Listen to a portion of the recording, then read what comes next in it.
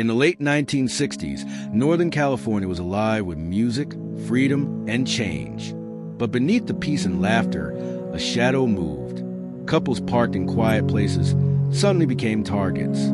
Gunshots broke the night. Knives flashed in the dark. And after each attack, the killer didn't just vanish. He wrote letters. Strange, mocking letters filled with puzzles and threats, all signed with a chilling symbol, a circle with a cross through it.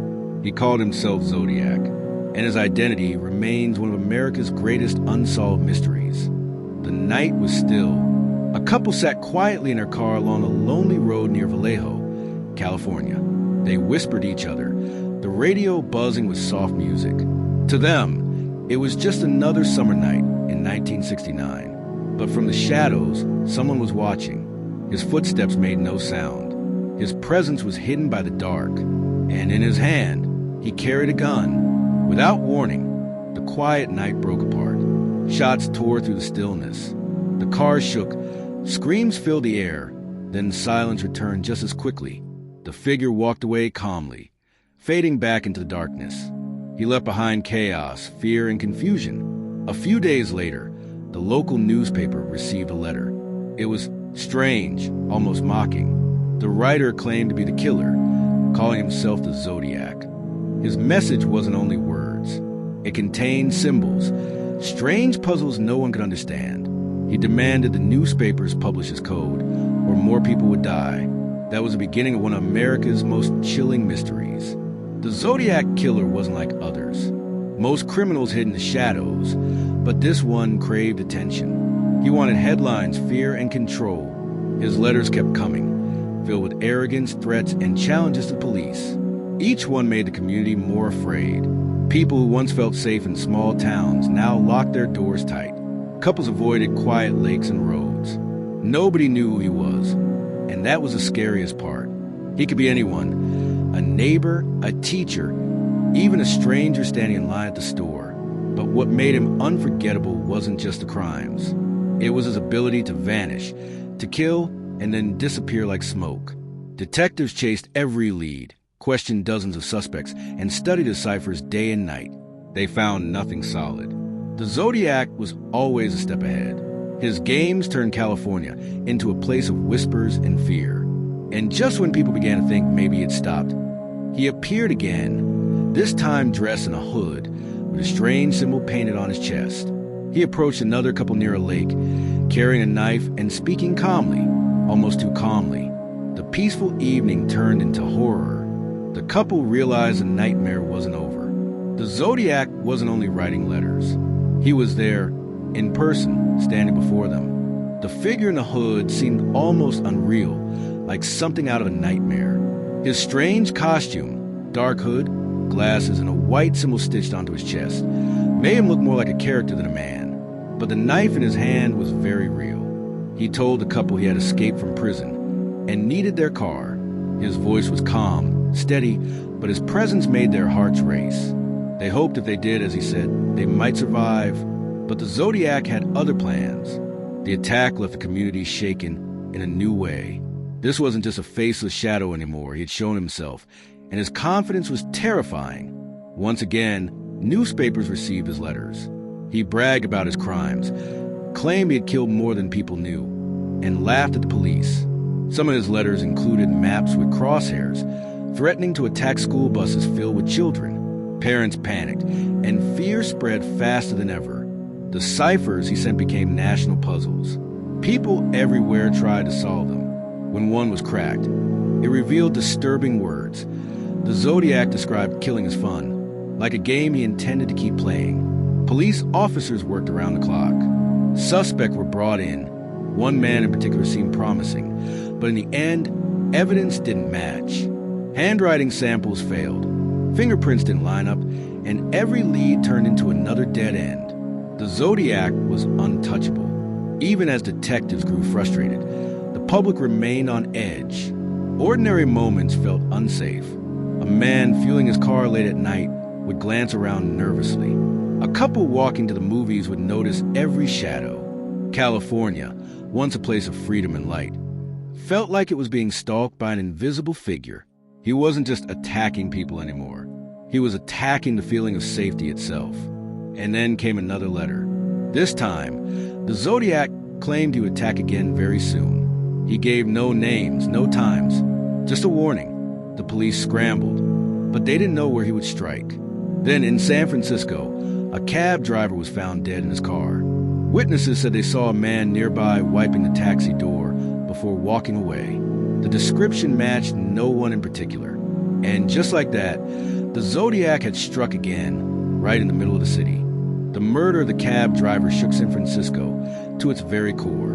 It wasn't like the earlier attacks along quiet roads or dark lakesides. This time, the Zodiac had chosen the heart of the city. It was late on October 11, 1969, when Paul Stein, a hard-working cab driver, picked up a passenger near the busy theater district. The request was simple, a ride into the Richmond district. Nothing unusual for a man who drove the city streets every night. But what started as an ordinary fare ended in violence. When the cab reached the corner of Washington and Cherry Streets, everything changed. In the middle of a residential neighborhood, the passenger pulled out a gun. A single shot rang out, striking Stein.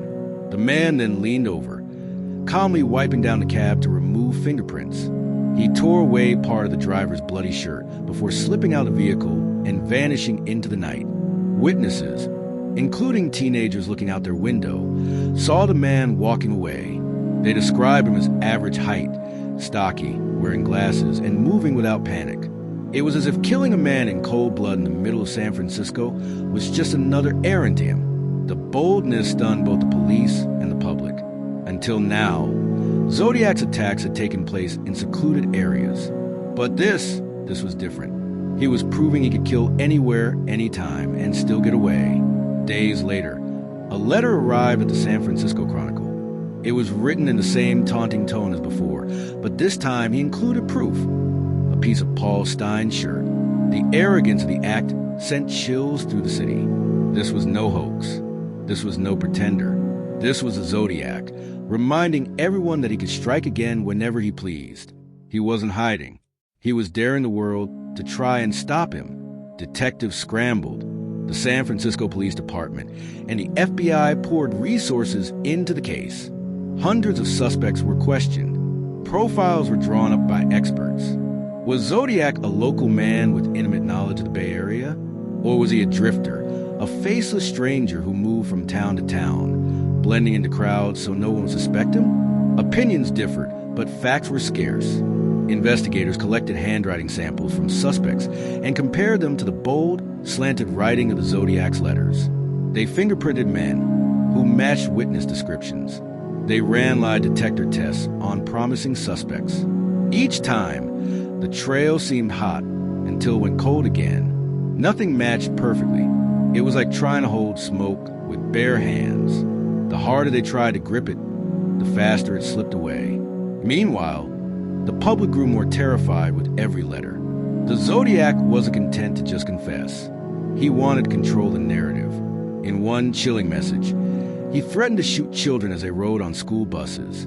He even described how he would do it, by firing at the front tire and picking off kids as they spilled into the street. The thought alone was enough to send California into panic. Parents clutched their children tighter each morning. School buses were watched closely by police escorts. Teachers looked nervously at the roads outside their classrooms. Every day felt like a countdown to tragedy. But it never happened. The Zodiac thrived on fear, and fear was enough for him. He didn't need to act on every threat. By planning the idea, he had already stolen people's peace of mind. The FBI's involvement brought national attention. Agents worked alongside local police, combing through evidence, comparing suspects, and chasing leads across the country. Some investigators believed Zodiac might have had military training, pointing to his use of weapons and his strange coded letters. Others thought he could be a loner with an obsession for puzzles, someone desperate for recognition. But with every theory came another roadblock. One of the most promising suspects was a man named Arthur Lee Allen, a schoolteacher with a troubling past. He matched certain descriptions, and some circumstantial evidence pointed toward him. But hard proof was missing. Handwriting didn't match.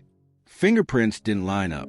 Years later, DNA evidence also failed to connect him. Like many others before him, Allen was suspected but never proven guilty.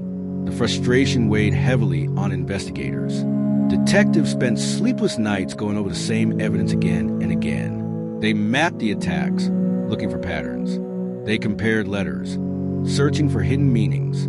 They studied the ciphers, hoping that somewhere inside those strange symbols was a key to his identity. But the Zodiac stayed one step ahead, his true face hidden behind ink and fear. As the 1970s began, the flood of letters started to slow. Attacks grew less frequent. Some wondered if the Zodiac had been arrested for another crime under a different name. Others feared he had simply moved on to new hunting grounds. Still, his legend lingered. Even without new attacks, the old wounds remained fresh. The fear he had planted in California would not disappear overnight.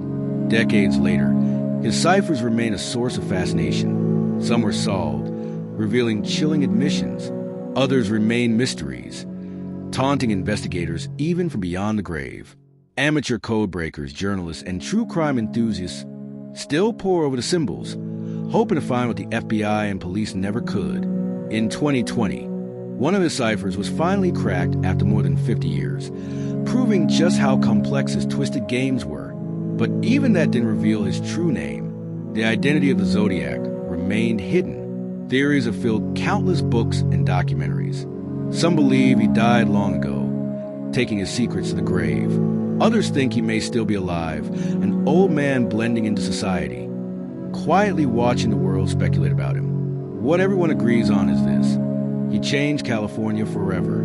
He turned lovers' lanes into danger zones, turned cab rides into moments of terror, and turned ordinary mornings into nightmares with single letter. And the most terrifying part? He was never caught. To this day, no one knows who he was. Suspects came and went. Evidence was studied, restudied, and debated endlessly, but the truth never came into focus. The Zodiac was never unmasked, never punished. He vanished as suddenly as he appeared, leaving behind a trail of fear, puzzles, and unanswered questions. That is why his name still lingers in whispers half a century later. He is remembered not only as a killer, but as a mystery, one of the darkest, most unforgiven crimes in American history.